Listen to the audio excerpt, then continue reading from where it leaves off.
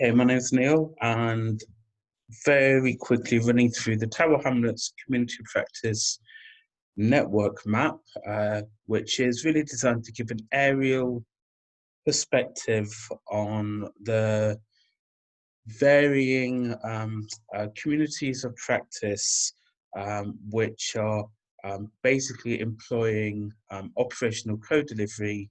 So this is co-production on an operational level, and you can oppose that to, or you can compare that to co-production on a strategic level. So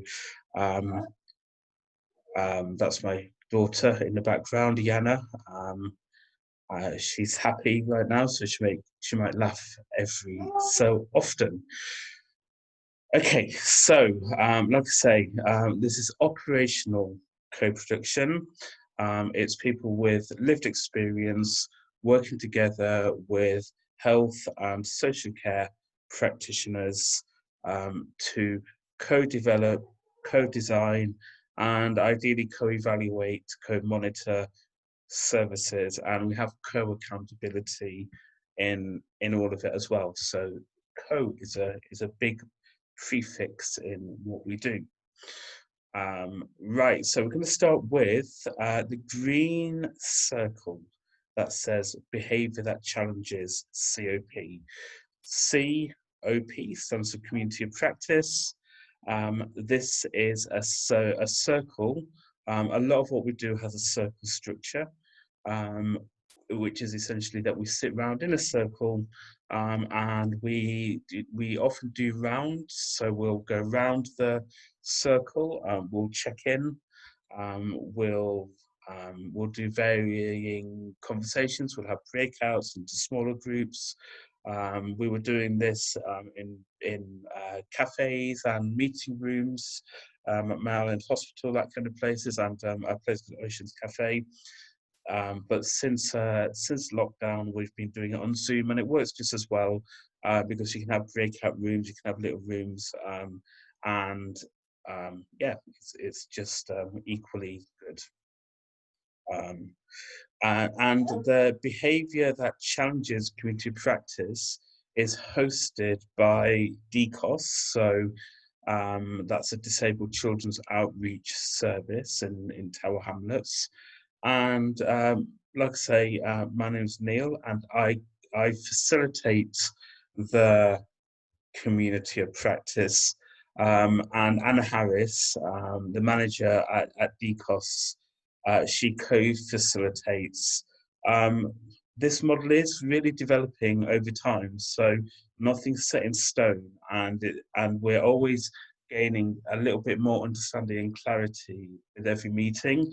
And that clarity is precipitated, it's really sped up when you have more people coming, asking more questions, and there's more challenge within the room, and we really get to grips and get a handle on what we're doing. So ELSN stands for the East London Centre, and that's a peer-to-peer support network that I contribute to.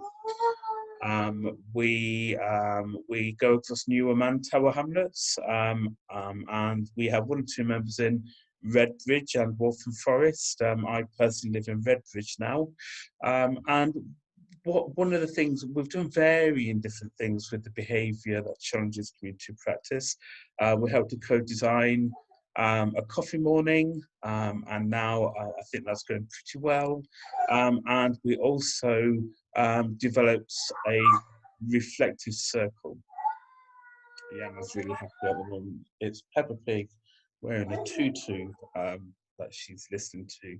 Yana has a neurodegenerative condition called Batten disease.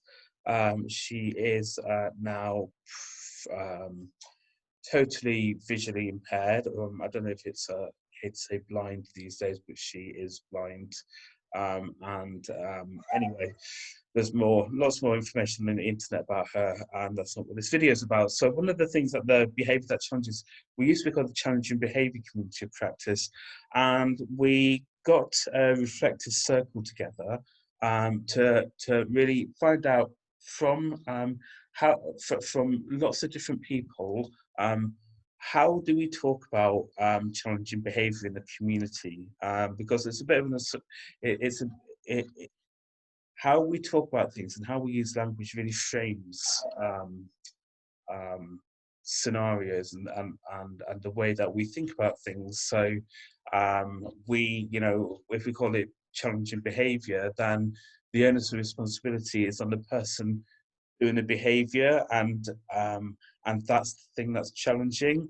And we really wanted to get to just have a little bit more of a robust conversation around that. And we actually changed it to behaviour that challenges. So there's different people call it different things. You hear behaviours that challenge quite a lot. Um, but this is quite interesting because we decided after the conversation, after this reflective circle, well, there was about 15 or 16 people, parent carers, professionals, healthcare professionals from various different services in Tower Hamlets, that we would call it behaviour that challenges services, challenges community members, challenges society, and maybe challenges the person doing the behaviour as well. Anyway, moving on. So there's just some of the things that this behaviour that challenges community practice has done. Related, another community practice we had, although it's a little bit on ice at the moment, is a developmental delay in eating community of practice.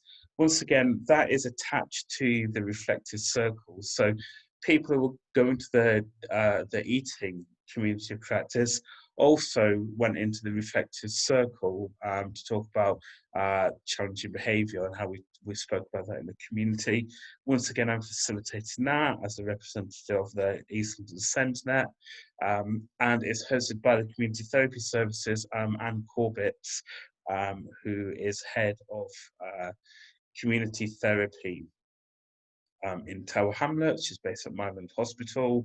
And something that has come out of this is a program called Working Together for Change, which is being done with the Personalised Care Group of NHS England. And it's really, and the Working Together for Change program is actually looking at challenging behaviour or behaviour that challenges.